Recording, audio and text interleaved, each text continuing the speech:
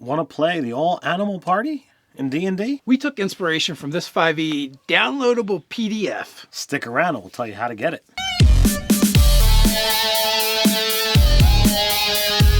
Hey folks, Nerdarchist Dave from Nerdarchy for Nerds by Nerds, hanging out with Nerdarchist Ted. Welcome to Nerdarchy, place for news, views, and homebrews for 5th edition Dungeons & Dragons, as well as other role-playing games. Don't forget to hit that subscribe button and attune to that notification bell. Alright, so this video is going to be all about playing, beastmen, animal folk, whatever you want to call them, because we got a ton of them to use in 5th edition Dungeons & Dragons now.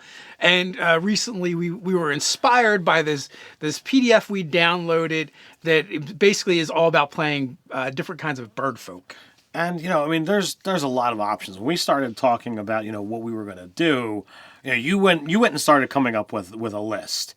And it was a lot bigger than I had really anticipated. I'm like, oh yeah, there's a handful, but, really, you've got the Aarakocra, you've got lizard folk, you've got Centaur, you've got Kenku, you got Tabaxi. It just goes on and on. Turtle, Yanti, Minotaur. There is so many of them. Shifter, Dragonborn. Kobold, Loxodon, the Simic hybrid from, Ravnica. And there's even one that you wanted to give an honorable mention to. Right, so there's 13 without the one. Me and Doug fought back and forth over the last one. But I kind of feel like Bugbear belongs on the list. I know they're a goblinoid, technically, and they don't really take after any one particular animal, or not. They're not like an animal mix, but to me, you look at them and they just look animalistic. So I'll give them the honorable mention. I'm not going to fight over yes or no. I'll remain neutral and let you guys decide, whether the bugbear's an animal or not. Before we go any further, let's talk about where we took our inspiration from. Absolutely. So over on thedeckofmany.com, there is a free download called Humblewood, and you can go through and check it out, and it is quite a massive PDF, and it's free. Yeah, it's amazing. Doug has not shut up about it since we took a look at it. They did such a great job over there. Like we said, it's free, but they also have a Black Friday sale going on from the 16th to the 28th of November. And what are they going to get in those Black Friday deals? So normally the decks are $16.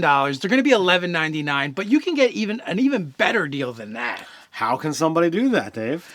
Well, you can get a full set plus the PDFs for $69.99. That's all 7 decks, which would normally be $132. That's almost half price. But wait, there's more! There's more, you say? Oh, yes. If you put in Nerdarchy in the promo code section, you get an additional 5% off. We think this is a great deal, and you should check it out.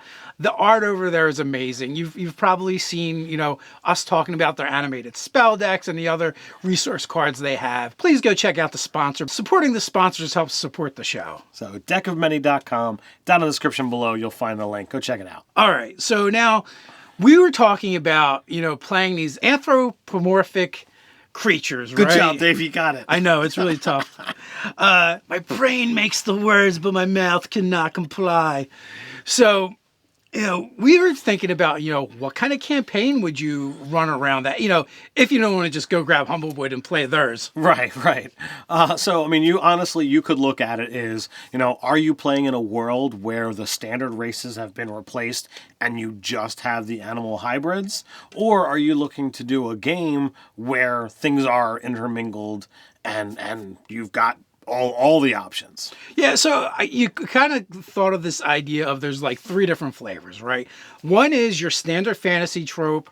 We've bought it up and thrown it out. We're not using it. We're just doing, this all these animal creatures instead of totally replacing them. That's one idea. The other idea is that in addition to your standard fantasy tropes, you also are going to have these nations of these hybrid creatures. Is it one nation? Is it many nations?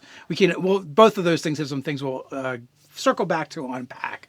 The third idea is you're playing in essentially a standard D&D game setting, and you're going to have the all hybrid party of animal creatures, and you have to figure out, why are they all together? Are you playing all tabaxi, or is it all mixed? Maybe you're playing all reptilian creatures because there's a bunch. But there's different way. There's definitely different ways of doing that, and these are the questions that you're going to have to answer. So let's circle back to the very beginning with the idea you've kind of like replaced the world as we know it for D&D with all these animal hybrid races. It really begs the question of like, why have we replaced them? Why, where did these races come from, and how would they evolve? If you have dog people and cat people and turtle people and all of these things going on, how would their animalistic mannerisms and habits evolve into different ways apart from what we would normally do, and how will that change society as a whole? Right. Are they xenophobic, or do they interact with each other? All of these are questions that you're going to have to answer. What kind of mythology are you going to come up with around them? Are you going to try and kind of use a standard D&D mythology, or maybe they have something else?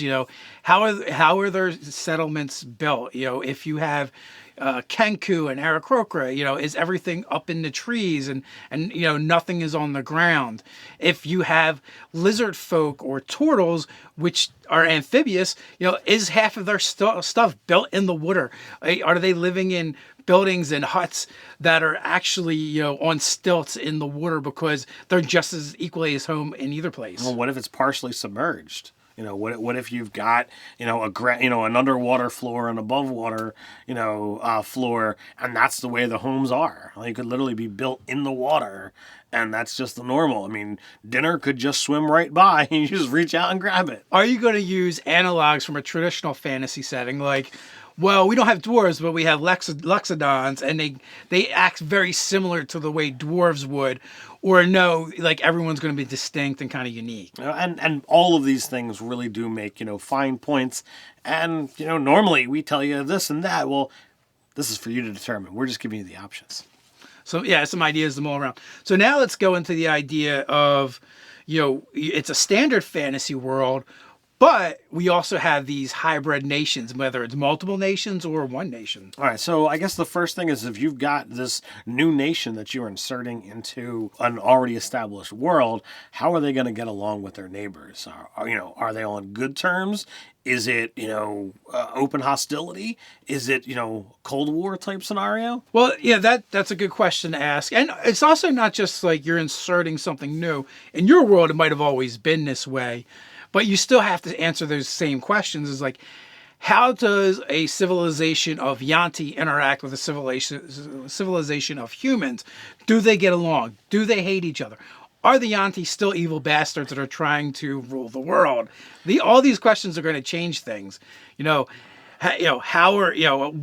What races get along and what races don't get along? Maybe Loxodons are kind of similar to dwarves, and they may not live quite in the same areas, but when they do meet up, they get along quite well because they enjoy some of the same things.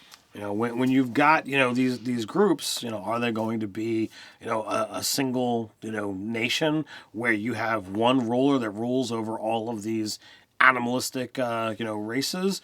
Or, are they, grouped all over the, separated out, and, the cat folk are, ruled by cat folk, and lizard folk are ruled by lizard folk, and Loxodon are ruled by Loxodons? Right, and I do like the idea of trying to figure that out. All separate nations, or is it one nation of these hybrid creatures? Because that would really raise some interesting questions, like, why are all these different animal-like creatures kind of lumped together?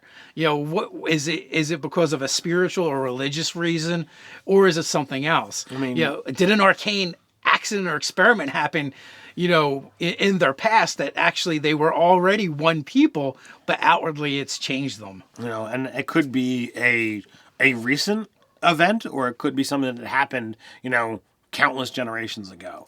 You can have things where, as you were bringing up, that it's spiritual, and it might be like it's not a city, more like it's a village, and maybe they're very druidic, and because of their animalistic natures, they do tend to live together because even though they're humanoid, there is still some of those base natures that they still hearken to, they still feel, and therefore living a druidic lifestyle makes a lot of sense to them. Maybe it changes the relationships between your standard fantasy trope races, right? Maybe now dwarves and elves kind of get along because, dwarves consider elves to be tree hugging hippies. Well, what does that make these critters that are these creatures that are actually more like critters and kind of live kind of wild and uncivilized? Maybe that makes an elf more palatable to a dwarf.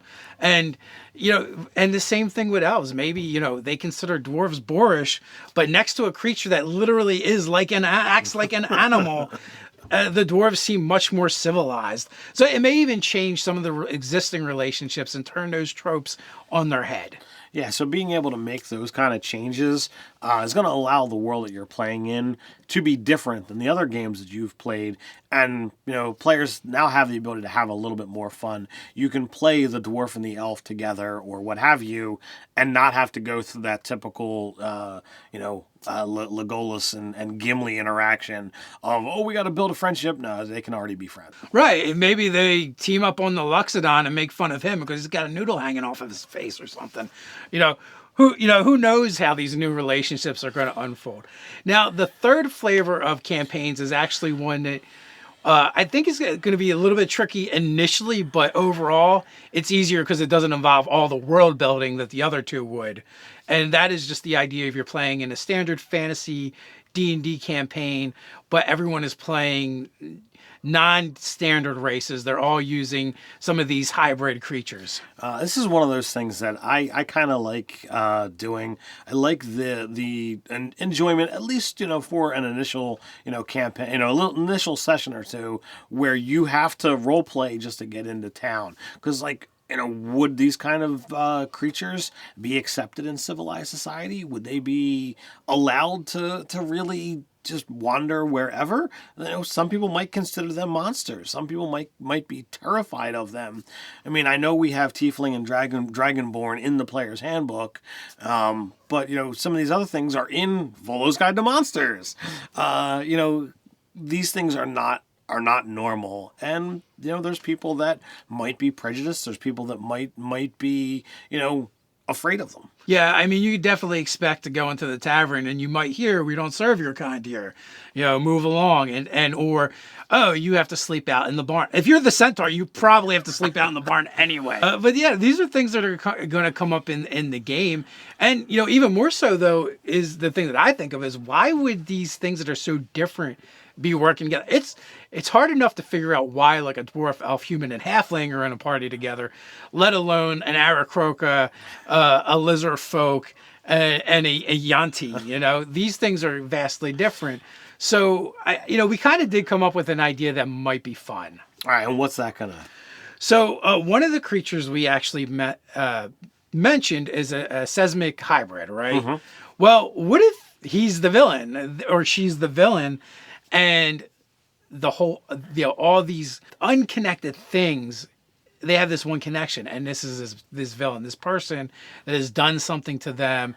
Maybe this person has been capturing people from their tribes to experiment on them. Maybe they're all experiments. Maybe they aren't true lizard folk, or they're not true kobolds. They're actually made by the Simic. Simic. Yep. The Simic hybrid is in Guildmaster's Guide to Ravnica. It's a really interesting concept. The Simic compound or combine, they experiment on races and imbue animalistic qualities onto standard humanoid races. The race in there tends to go towards more aquatic type things, but there's nothing to say that you couldn't experiment and go beyond what's there and literally take those animal races that already exist in your world and take standard races and have converted them into these things for a really interesting, campaign. I mean, you could totally do the thing where, like, they all wake up strapped to lab tables, right? And the last thing they remember is this villain who had captured them, and maybe they were all humans before, and now all of a sudden, or the other races before, and now all of a sudden, you have a Loxodon, you have a Kenku, you have a Yanti, and the object of the campaign is to one, undo what he did, and maybe get payback. I think that would be a fantastic way to work all that together. As with anything, you really can play it however you want. I think there's a lot of great stuff. Here, if you want to check out the Humblewood PDF over on the website, I'm just going to go through some of the quick stuff that is in the 76-page PDF. And pardon me for reading this. You get an intro to the world of Humblewood, and it's because it's its own little campaign setting. You get character creation rules to make your own birdfolk characters, 2 new backgrounds suited for birdfolk characters, 2 new feats, 3 new spells, great, a ready-to-go mini-campaign, Adventure in the Wood, to help you dive beak first into Humblewood, which is an adventure. I believe it's like a 1 to 3rd level adventure. And lastly, you're going to get a set of printable reference cards featuring 27 new monsters and NPCs, 3 spell cards, and 4 magic item cards. So if you don't like any of the ideas we came up for playing this animal party, this hybrid party, you can use theirs. If you have other ideas that you would like to share with us, we got the perfect place for it. That's down in the comments below. While you're at it, don't forget to like, share, and subscribe. While you're down there, don't forget to stop by the description and check out the link to deckofmany.com. And don't miss out on that promotion. So until next time, stay nerdy.